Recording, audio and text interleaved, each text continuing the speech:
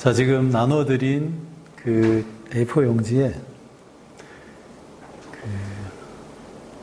뭐 유언장까지는 아니더라도 세상과 이별할 때 아쉬울 것 같은 단어 한 두세 개 정도만 한번 적어봅니다. 내가 갑자기 세상을 등져야 한다면 뭐가 제일 걸리는지 한 두 개, 세 개 정도만 해보겠습니다.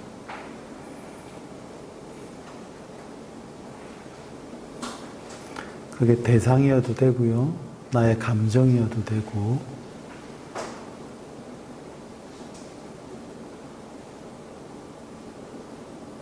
내 삶의 마지막 순간에 떠오를 것 같은 그런 단어.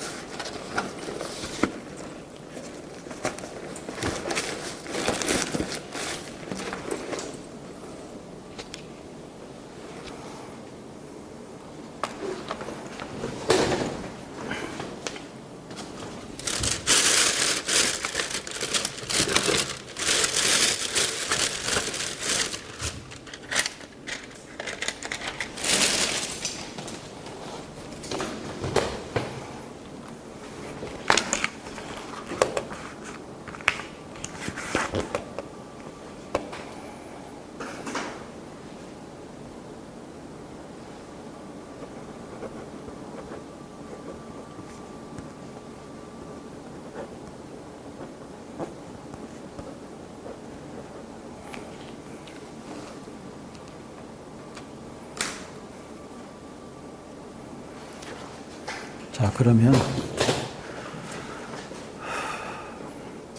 원래는 이제 제가 맨 마지막 날 하는 그 프로그램 중에 양지공원이라고 추모공원에서 실제로 그 잔디밭에 누워서 그 어떤 마지막 느낌을 명상하는 것을 할 건데요.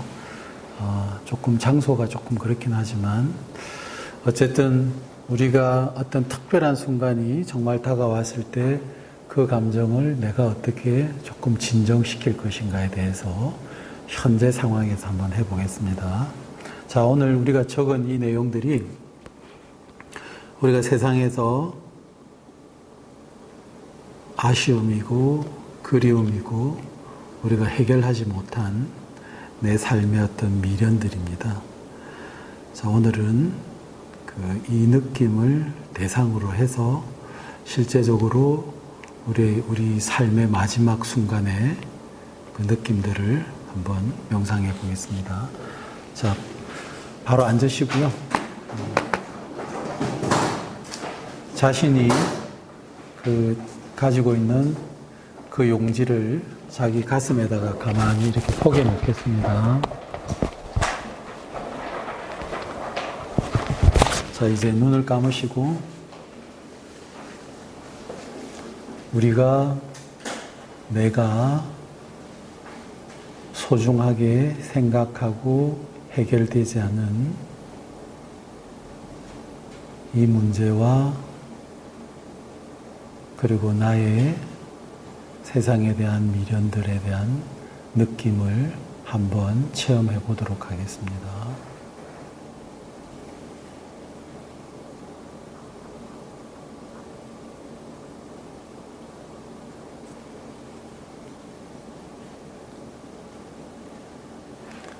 자, 지금부터 먼저 명상을 시작하겠습니다. 나의 마음을 나에게로 돌리면서 이 세상의 마지막 순간을 체험하는 느낌 명상을 해보겠습니다.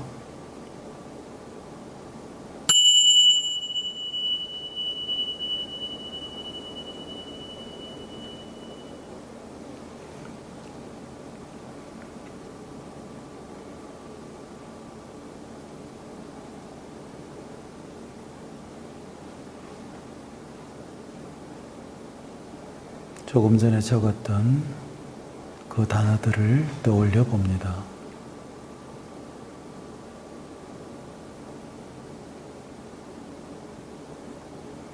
마지막 순간까지 나의 의식 속에 남아있는 미련과 그 불편함 그리고 그 아쉬움들이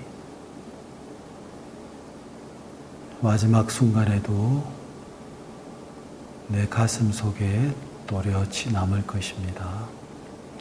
자, 이제 지금부터 본인이 갖고 있는, 본인이 적어 놓은 그 종이를 책상 앞에 내려놓겠습니다. 자, 내려놓고 이제는 형식적이긴 하지만 세상과 그 내가 미처 해결하지 못한 그 문제들과 이별한 자신의 가슴의 느낌을 가만히 지켜봅니다.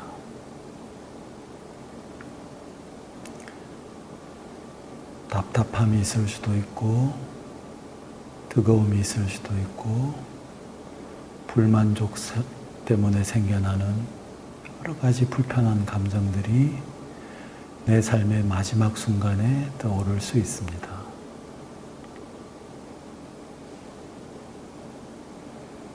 자, 이제 그 가슴의 느낌 안으로 들어갑니다.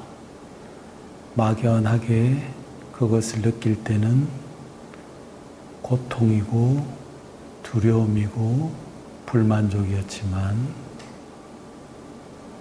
내가 지금 이 순간 내 삶의 마지막에서 실제하는 내 가슴의 느낌 12가지 중에 세상과의 이별 때문에 생겨난 내 가슴의 느낌을 하나만 정해서 그 느낌에 가만히 집중해 봅니다.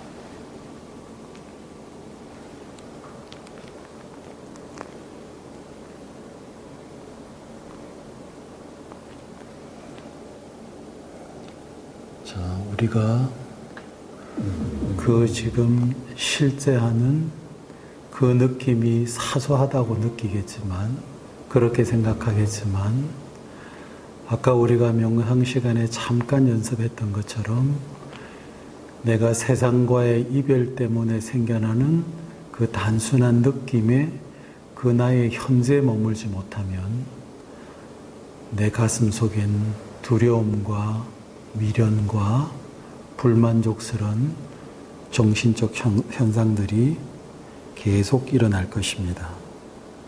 그래서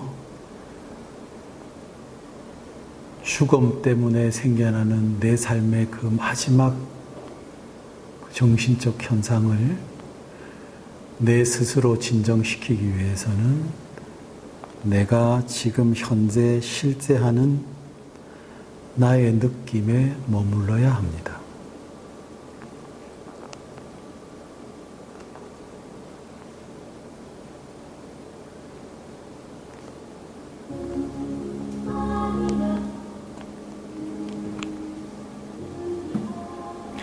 개인마다 느끼는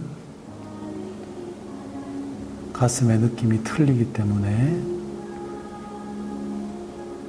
뒤틀림이라든지 뜨거움이라든지 무거움이라든지 현재 내 가슴에서 세상과의 이별 때문에 생겨난 단순한 느낌 하나에 오롯이 집중해 봅니다. 처음 할 때는 조금 어려우실 수도 있겠지만 정말 이 순간 내가 세상과의 마지막 그 상황이 되었다면 나는 그것 때문에 생겨나는 내 가슴의 여러 느낌들 중에 실제하는 내 가슴의 답답함을 그리고 그 무거움을 지켜봅니다.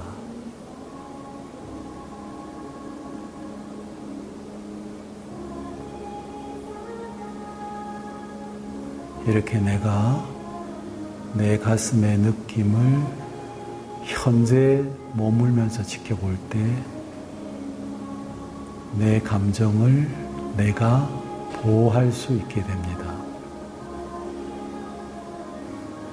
나의 마음은 나에 의해서 진정되는 것입니다. 그것은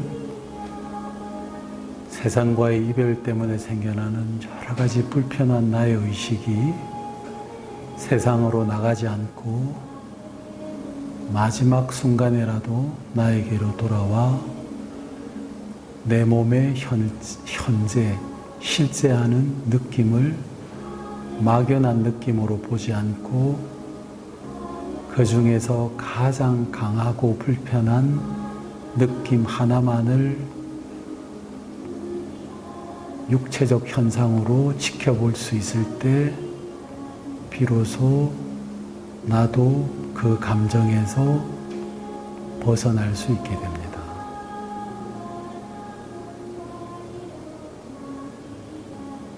혹시 여러분들께서 불가항력적인 일을 당해서 그런 마지막 순간이 와서 꼼짝없이 세상과 이별해야 한다면 그때 생겨나는 여러 가지 불만족과 여러 가지 두려움과 집착이나 미련들을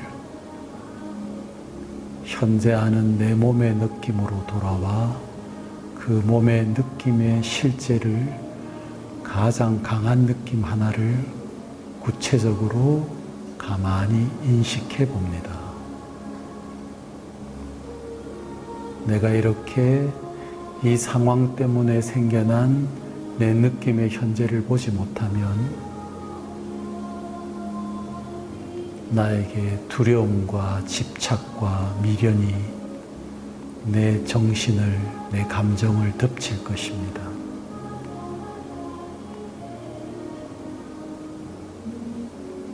적어도 현재 하는 내 느낌에 가만히 머물러 있을 때 나는 과거나 미래, 두려움이나 후회에서 벗어나고 내 스스로 평온함을 유지할 수 있습니다.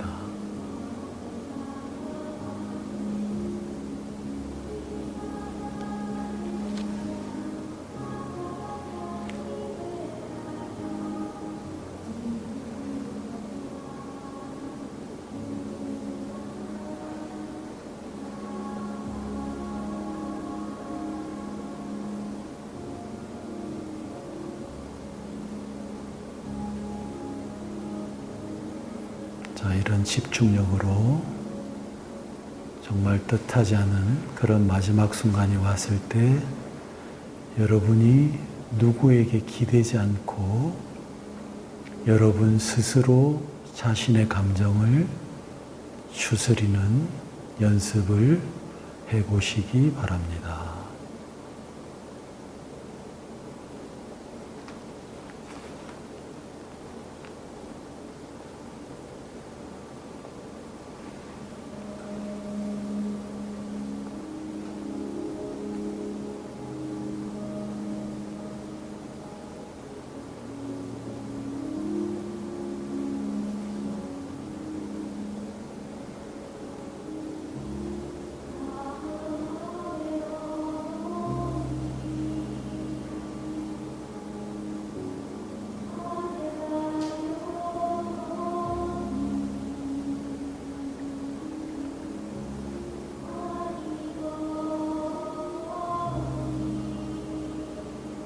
지금 이 자리에서도 바로 느낄 수 있습니다.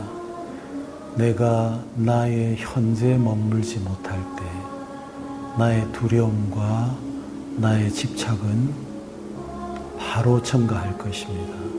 그리고 나는 그 감정을 추스릴 수 없게 됩니다. 정말로 내 삶의 마지막 순간이 와서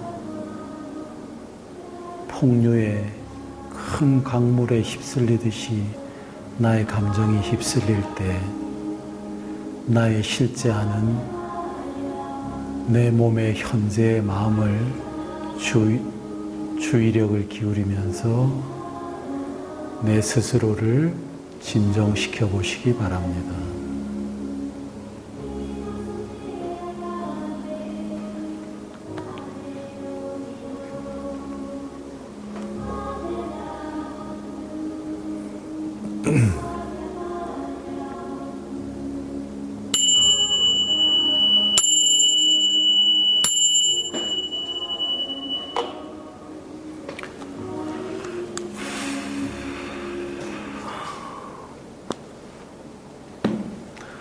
어떻게 좀 이렇게 뭐 느낌이 좀 오셨나요?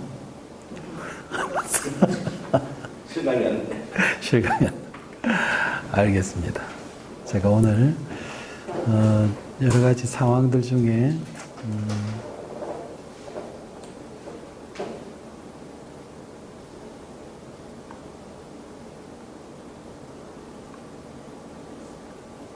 잠깐만요.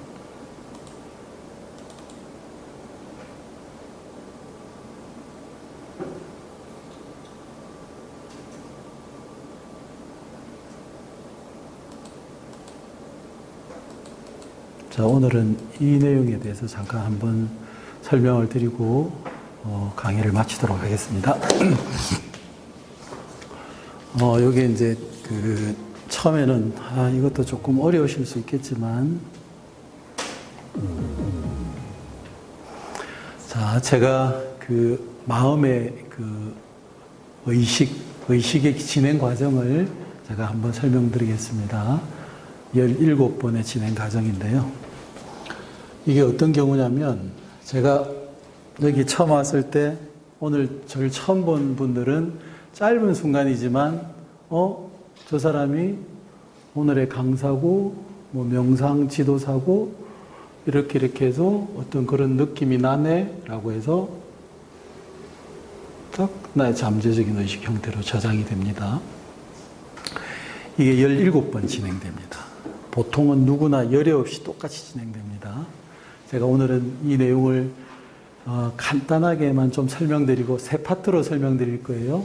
요 파트, 그 다음에 이 파트 우리의 잠재의식, 그리고 기억. 근데 오늘은 제가 요것만 좀 설명드리겠습니다. 이거 하나만도 이해하시기가 좀 힘드실 텐데 어쨌든 제가 최대한 좀 설명을 드려서 여러분들이 조금 이해하실 수 있도록. 자, 우리의 의식이요. 예를 들어서 어떤 요건 아실 필요는 없습니다.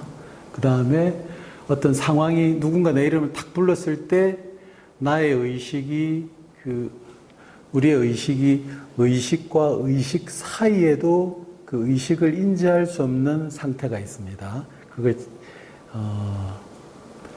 존재 유지심이라는 건데요. 존재가 살아있을 때 일어나는 현상들입니다.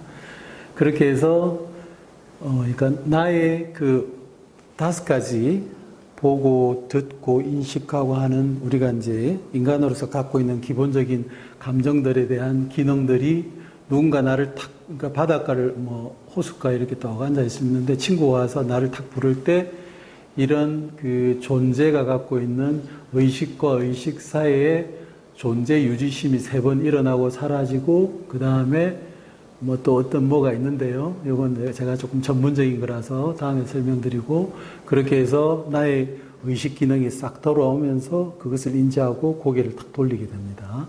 고개를 들리고 내가 받아들이고 조사하고 어떤 결정을 내리게 돼요. 이건 자세히 아실 필요 없습니다. 그래서 그렇게 해서 여기 이제 우리 잠재의식 속에 빠르게 7번에 탁탁, 그건 이제 이건 아주 전문적인 영역이에요. 이거 사실 저도 잘 모르는 영역입니다. 이제 그렇게 해서 우리가 저 사람 하고 다음에 2번째 날을 탁 봤을 때 저를 탁 그렇게 이제 인식하게 되죠. 그래서 제가 오늘 이제 설명을 요거를 좀 드리고 싶어서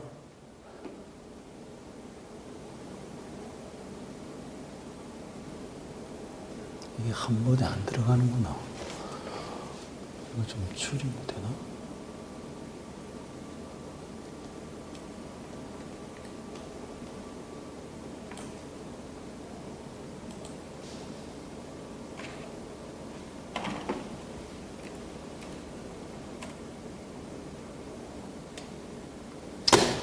들어가요. 이거 조정합니다.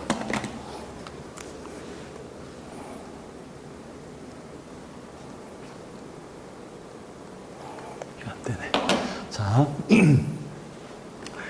이게 이제 그 처음에 우리의 의식 활동은 조건지어져 있다는 것은 컴퓨터로 치면 프로그램화되어 있다는 뜻입니다. 세팅이 되어 있다는 뜻이에요. 그 세팅이 어떻게 됐냐면, 자, 개인적인 환경으로 보면 자신의 타고난 성향, 어떤 유전적 DNA를 이야기합니다. 그 사람의 피 속에 흐르고 있는 그 어떤 아버지, 아들로, 그리고 그 위로 이어지는 그 어떤 그 유전적 성향, 이건 아주 지극히 개인적인 겁니다. 그 다음에 또 조건지어져 있는 게, 지금 제가 의식의 생겨남에 관한 말씀을 드리는 겁니다. 두 번째 조건지어져 있는 게 교육 및 문화적인 인식, 그러니까 환경이라는 거죠. 저는 이제 나이가, 저도 60이 다 돼 가는데, 제가 살았던 80년대, 90년대, 대학, 고등학교 졸업하고 대학 다니고 할 때는 약간 좀 군사 문화 같은 이런 정서, 그때 대한민국의 정치, 경제, 사회, 문화에 영향을 받고 딱 그게 내 판단의 조건으로 작용하고 있어요. 왜냐하면 지금 우리 젊은 사람들은 다른 대한민국의 정치, 경제, 사회, 문화를 받아서 어떤 상황일 때 나와 다른 판단을 하게 돼 있습니다. 하지만 나는 그때 그 환경의 영향을 받아서 어떤 판단을 할 때 이게 첫 번째, 이게 두 번째 작용하고 있어요. 자, 세 번째, 자신의 이해관계. 이 욕망은 여기 앉아있는 사람이 똑같이 적용됩니다. 요건 좀 틀린데 똑같이 적용돼요. 이게 무슨 얘기냐면, 자, 우리가 어떤 상황에 대해서 판단을 할 때, 자, 여기 잘 들어보세요. 우리의 의식이라는 것은 순수하게 내가 어떤 말을 하고 행동을 하고 이렇게 수면 의식 위로 떠오르는 것 같지만, 실제로는 이런 것들이 그 말과 행동의 판단의 어떤 근거로 그 표현되는 것에 작용을 하고 있어요. 그래서 프로그램화되어 있다는 거예요. 그래서 제가 조건이라고 적어놨습니다. 이것은 그 사람이 예를 들어서 아버지가 조금 성격이 강해서 내가 어렸을 때부터 조금 뭔가 좀 어려움이 있었어요. 스트레스를 받고, 그러면 적어도 그 사람에게는 그 어떤 일들을, 상황에 대한 대인관계에서 발생하는 것들이 이상하게 욱하고 나타나는 성향이 많을 수 있다는 거죠. 왜냐? 그 아버지 때문에 생겨난 그 개인적 현상에 그 사람들 그 위로 다 이어지는 그 집안의 또 피, DNA까지 다 작용하고 있기 때문에 이 사람은 대인관계에서는 유난히 컨트롤이 안 되고 이렇게 확 올라오게끔 돼 있는 것이고, 자, 그리고 이 사람도, 이 일도 그 사람이 겪었던 어떤 정치, 경제, 사회, 문화의 영향 때문에 그 사람이 이런 판단을 하게끔 그 단어가 떠오르게끔 돼 있는 것이죠. 그리고 이건 우리가 똑같이 이해관계로 작용하지만, 하다못해 진짜 사과 하나 마트에서 딱 주려고 할 때도 조금 좋은 거 있을 때 딱 하는 거, 이게 나의 선택으로 되지 않는다는 데가 문제가 있어요. 이게 내가 지금 하고 싶은 이야기가 뭐냐면, 자, 우리의 의식, 수면 아래에 있는 잠재의식은 우리가 표현되는 실제로 말하고 행동하고 어떤 대인관계를 맺을 때 그 사람에게 나타나는 나의 감정적, 정신적 성상들은 이런 것들의 영향을 받아서, 이제 도표로 그리면 이렇죠. 요렇게, 요렇게.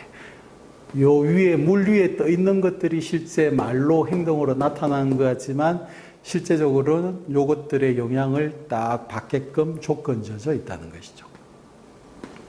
그래서 내가 사이가 나쁜 사람한테 미워하지 말아야지 하는데도 그게 안 되는 이유가 여기서 이미 결정이 나버렸기 때문에 그래요. 내가 내일은 진짜 잘해줘야지 하고 다가가지만 이게 안 되는 거예요.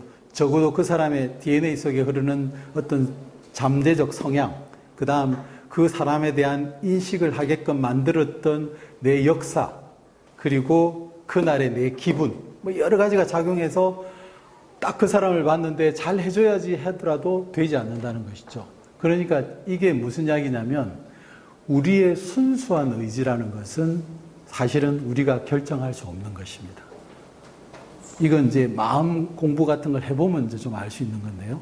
자, 그래서, 자, 보세요. 우리가 미워하는 사람 한번 생각해 볼게요. 저도 아버지랑 사이가 그렇게 썩 좋지는 않았는데, 그렇다고 막 최악은 아니었지만, 자, 우리 아버지가 바뀌기를 원하고, 우리 아버지가 내 마음대로 되기를 원했던 이런 사람이 좀 가정적이고, 뭐 이런 사람이 되기를 원했던 나의 이 바람들은 우리 아버지도 자신의 성격이나 자신의 판단을 못 고친다는 거예요. 왜냐하면 우리 아버지는 할아버지 때, 그 위에 할아버지 때부터 전해왔던 여러 가지 DNA가, 그 다음에 우리 아버지가 살아왔던 그 시대의 여러 가지 환경 때문에 생겨났던 그 아버지의 판단과, 그리고 자신의 이익으로 살아가야 되는 여러 가지 이해관계 때문에 우리 아버지의 생각은 요것에 99% 영향을 받고 1%가 그 현재 상황에 딱 그러니까 영향을 받기 때문에 이게 우리 아버지도 우리 아버지 마음대로 자신의 마음을 조절할 수 없었다는 것이죠. 그래서 결국은 아버지를 바꾸지도 못하고 아버지와 나는 사이까지 나빠진 것이죠. 자, 우리가 해야 될 게 뭐냐면, 내가 마음에 들지 않는 가족, 뭐 지인들 바꾸려고 하지 마세요. 이 사람이 잘 바꾸지 않을 때 나에게 돌아와서 나를 보세요. 내 성향 쉽게 바꿔지나요? 만만치 않습니다. 결코 쉬운 일 아닙니다. 자, 그래서 지금 우리가 해야 될 것은 바꿀 수 없는 상대방을 바꾸려고 하지 말고, 자, 이 사람도 바꾸고 싶어도 잘 바꿔지지 않게끔 조건 지어져 있어요. 이거 자기 마음대로 할 수 없어요. 우리 선생님 타고난 성향이 있는데 안 고쳐집니다. 그거 자기 마음대로 조준할 수 있는 권한이 나에게 없어요. 99%가 이미 여기서 결정납니다. 그래서 미운 사람은 미워하지 말고 그냥 바꾸려고 하는 것보다는 바꿔지기를 바라는 그 환경을 만들어주는 게 적어도 사람도 못 바꾸고 나와 그 사람 사이까지 나빠지는 걸 막을 수 있어요. 우리가 자신의 의견이 내 것이라고 생각하지만 실제적으로 우리의 생각은 이런 것들의 99% 정도의 영향을 받고 그 생각은 내가 만드는 게 아니고 나에 의해서 만들어집니다. 그래서 그를 미워하지 마세요. 그 사람도 자기 마음대로 못하는 것이에요. 자, 그리고 중요한 거 하나 더. 자기도 용서해야 돼요. 내가 무슨 말을 하고 내가 엉뚱한 생각을 하고 그리고 내가 통제되지 않는 나도 용서해야 돼요. 왜냐하면 그뿐만 아니라 나도 나의 사고는 내 마음대로 되지 않게끔 세팅되어 있어요. 그래서 자신에게 책임을 묻거나 자신을 비난하거나 자신의 삶을 원망한다는 것은 아주 지혜롭지 못한 행동입니다. 제가 오늘은 간단하게 설명드렸는데요. 그 사람을 미워하면 안 됩니다.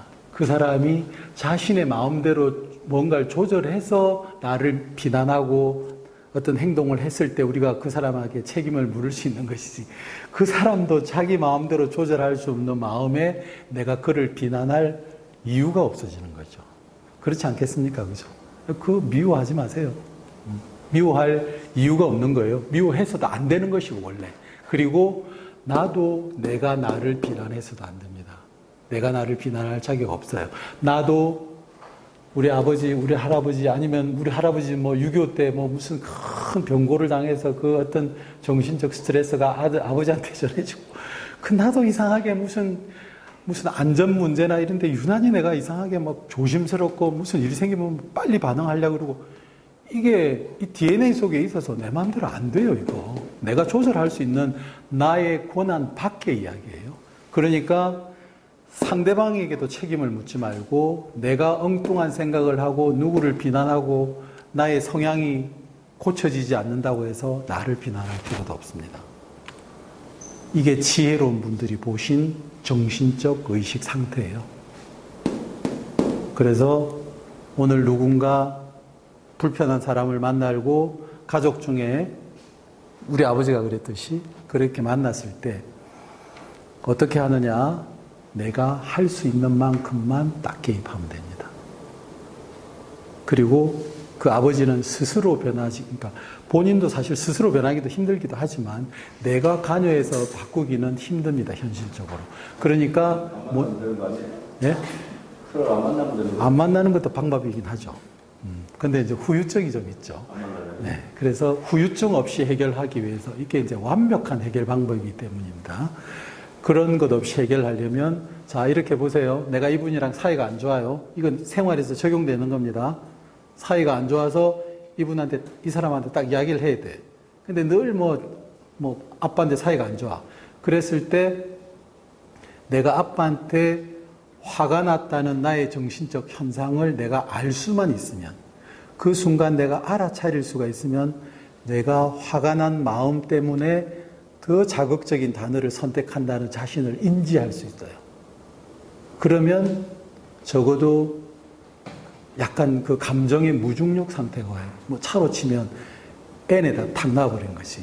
D로 놓을지 R로 놓을지는 이제 내가 선택할 수 있어요. 그전에는 그런 걸 못했던 거지. 왜냐? 그냥 달리기만 했으니까. 근데 오늘 아빠를 딱 봤는데 평소에 아빠랑 사이가 안 좋은, 아니면 누군가 상대방이 나타났을 때, 아, 내가 늘 그렇게 하듯이 화가 난 상태로 또 저 사람한테 스트레스를 풀고 나의 어떤 감정적인 욕망을 만족시키려고 하는구나라고 딱 알 때 내가 그것을 할까 말까를 결정할 수 있는 권한이 자신에게 주어져요. 그게 나의 감정에 컨트롤 받지 않고, 그러지 않으면 감정의 속성대로 진행돼 버려요. 그래서 알아차림이 그렇게 중요한 것입니다. 그런데 그것을 이해하기 위한 훨씬 더 근본적인 이유는 그 사람도 자기 마음대로 자기의 성격을 조절할 수 없기 때문에 그 사람이 했던 말과 행동과 여러 가지 현상들은 내가 책임을 물을 수 없다. 왜냐? 그 사람 마음대로 되는 게 아니다. 아시겠죠? 이거 중요한 것입니다.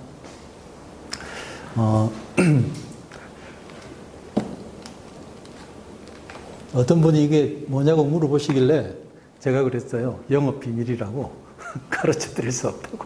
이게 이제 그 명상을 하면서 우리가 상상하지 못하는 훨씬 높은 단계에 계신 분들에 의해서 낱낱이 밝혀진 정신적인 진행 과정입니다. 그래서 제가 이제 요 내용만 말씀드리지만 적어도 여러분들이 내가 불편하는 사람을 봤을 때 앞으로 그 사람도 그 사람에 의해서 그 사람의 의지로 되지 않는다는 걸 조금 이해라도 하면 그 사람이 완전히 밉진 않아요.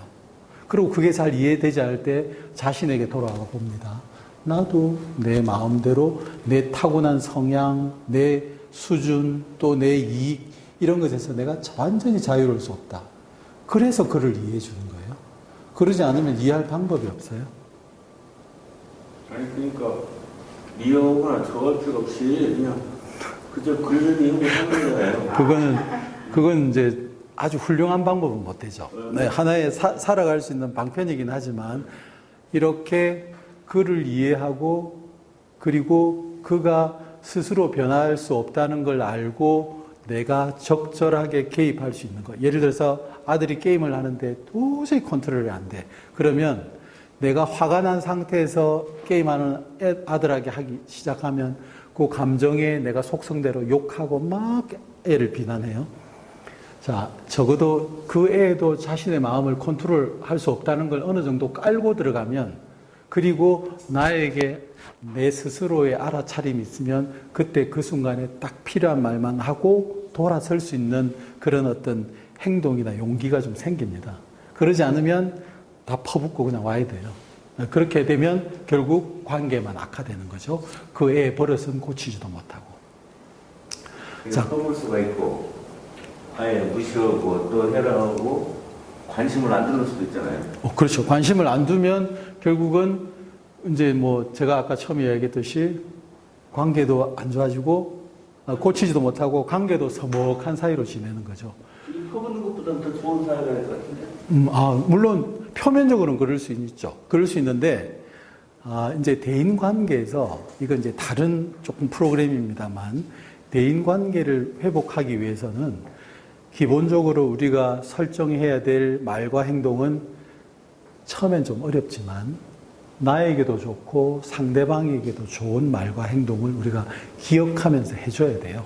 근데 우리는 실제적으로는 나는 개운하고 내가 미워하니까 저 인간은 아예 그냥 눌러버리는 이런 단어와 행동들을 하기 시작하거든요. 그러면 윈윈 할 수는 없어요. 그러면 둘 중에 하나는 정신적인 피해를 받죠. 자, 선생님, 그래서 그 정신적인 피해가 그 사람에게 개인적인 유전적 정보 속에 녹아서 이게 다음 세대나 다음 아들이나 다음 가족들한테 나쁜 영향을 끼칠 수 있어요. 그러니까 나와 그 사람의 관계는 무시함으로써 조금 적당히 해결된지 모르겠지만 무시당한 그 사람은 유전적 정보 속에 DNA 속에 그런 에너지들이 조금씩 저장될 수 있겠죠. 그래서 그 아들이 피해를 볼 수도 있죠. 현명한 방법은 아니겠죠. 근데 지금 제가 말씀드리는 것은 사실은 이건 어떤 완벽한 해결을 하기 위한 어떤 방법들 중에 하나로 제가 제시하는 거고요. 이런 우리가 그 정신적인 인식이 없으면 그 사람을 미워하는 데서 벗어날 수가 없어요. 이런 이치를 알면 저 사람이 하는 말과 행동이 저 사람의 100% 순수한 의지가 아니고 타고난 조건, 세팅된, 프로그램된 현상들이 만들어낸 의식이구나라고 딱 볼 때 그 사람이 좀 덜 미운 거예요. 왜냐? 그 사람의 순수한 의지가 많이 반영이 안 됐으니까 지도 어쩔 수 없이 그렇게 한다라고 봐줄 수 있는 것이죠. 하여튼 오늘은 이 정도로 제가 말씀드리고요.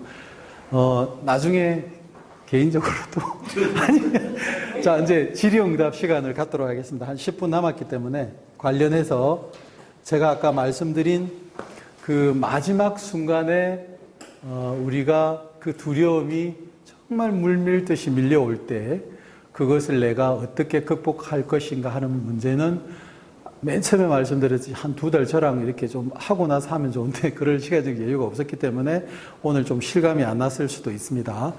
자, 하지만 제가 오늘 마지막으로 말씀드리고 싶은 것은 우리가 나의 뇌를 진정시키는 방법 중에 하나는 밖으로 향하는 마음을 자신에게 돌리는 데서부터 나의 머리는 진정되기 시작한다. 뇌가 활성화되지 않기 때문에. 왜냐? 내가 상대라는 공간이 딱 생기는 그 순간부터 이해관계에서 우리가 본능적으로 자유로울 수 없게 됩니다.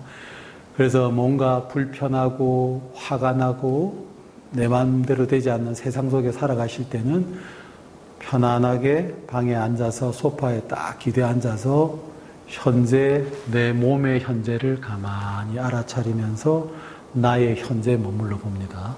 하지만 그 팩트는 여전히 그 불편한 상태는 존재합니다. 그럼에도 불구하고 그렇게 하는 이유는 우리가 바보라서가 아니고 그 나의 마음을 진정시킨 상태에서 그 팩트를 다시 보기 위해서, 그래서 나를 치유하기 위해서 그렇게 하는 것입니다. 내가 활성화된다는 건 안 좋다는 뜻인가요? 그렇죠. 내가 활성화된다는 것은 그렇죠. 막 이제 생각이 꼬리에 꼬리를 물면서 이게 좋을까 저게 좋을까 막 이제 이해관계가 형성이 되니까 나도 있고 또 우리 애한테 이게 좋을까 아니면 이게 우리 금전적인 문제에 도움이 될까로 이제 생각이 막 바쁘기 시작한 거죠. 근데 그게 하긴 해야 되는데 그걸 하기 전에 나를 좀 진정시켜 놓고 하시라는 거예요. 그러면 딱 필요한 만큼만 하게 되는데 이게 진정이 안 된 상태다 보니까 나도 성격이 있거든요. 나도 막 하면서 상황을 악화시킬 수 있는 것이죠. 오늘 우리 두 젊은 분들은 질문이 혹시 있으신가요? 조금 이해가 됐습니까? 불편한 사람이 있나요? 감정적으로 별로 없어요? 그러면 자신으로 돌아오기가 훨씬 쉽겠네요. 좀 그죠? 자, 아주 좋습니다. 상황이. 그랬을 때, 자, 이제는 집에서 잠을 잘 때, 잠이 안 오고 불면증이 있을 때, 침대에 딱 누워서 배 위에 손을 올리고 내 배가 일어나고 꺼지는 현재에 가만히 머물러 봅니다. 우리의 마음이 과거나 미래를 향할 때 후회와 불안들이 생겨납니다. 나의 현재를 내가 정말 살 수 있다면 버틸만 합니다. 아시겠죠?